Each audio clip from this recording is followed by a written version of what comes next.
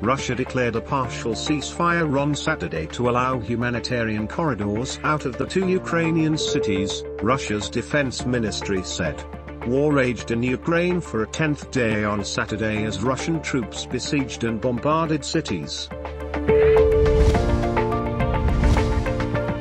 Russia blocked Facebook and some other websites on Friday and passed a law that gave Moscow much stronger powers to crack down on independent journalism, prompting the BBC, Bloomberg and other foreign media to suspend reporting in the country. Moscow's attack on Ukraine has created over 1 million refugees. Europe's biggest nuclear power plant had also been seized. Russia's war in Ukraine has horrified the World Bank's shareholders and will have lasting consequences on Russia's standing in the international community, the global lender's president said. China's reaction to the war and the Western sanctions imposed on Moscow would be influential in determining how Russia's future trade relationships develop, he added. Ukrainian president lashed NATO for ruling out a no-fly zone over his country, saying the Western military alliance knew further Russian aggression was likely. Earlier Friday, NATO rejected Ukraine's request to impose a no-fly zone to halt Russia's bombing. Knowing that new strikes and casualties are inevitable, NATO deliberately decided not to close the sky over Ukraine, Zelensky said.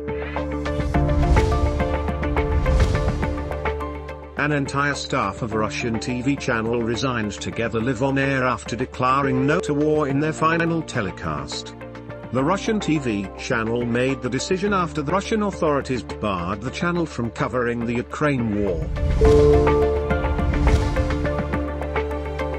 The United States said it had informed Pakistan the war in Ukraine could have both regional and global consequences, even as the Foreign Office objected to the issuance of a press release by a group of 23 envoys earlier this week, saying the move was undiplomatic. On Wednesday, the envoys had jointly called on Pakistan to support a resolution in the UNRWA condemning Russia's invasion of Ukraine. North Korea has launched what appears to be a ballistic missile into the sea off its east coast. South Korea's military reported Saturday, just 4 days ahead of South presidential election. It's North Korea's 9th missile test of the year.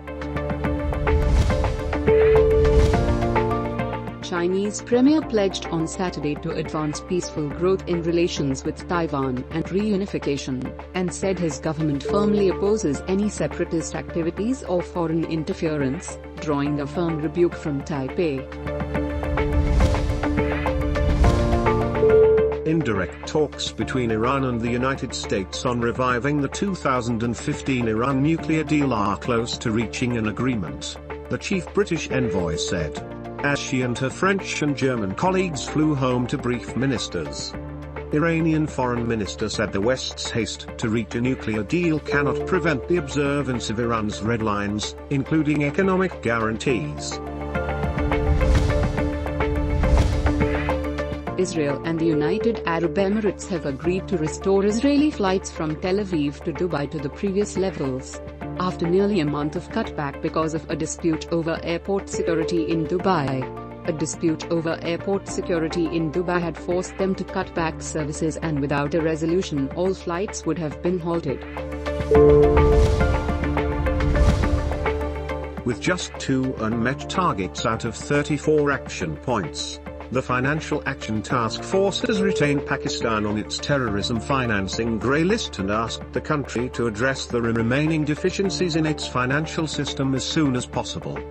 The FATF added the United Arab Emirates to the grey list of countries with inadequate controls over terrorism financing.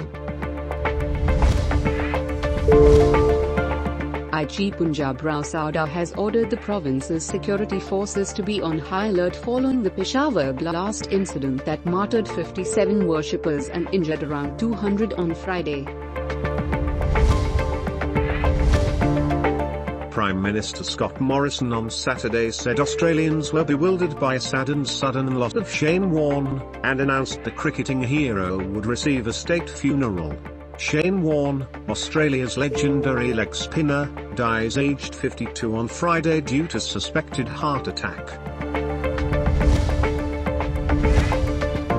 A discarded part of a rocket should have crashed into the moon's far side by now, say scientists who were expecting the impact. The rocket stage would have dug out a small crater and create a plume of dust.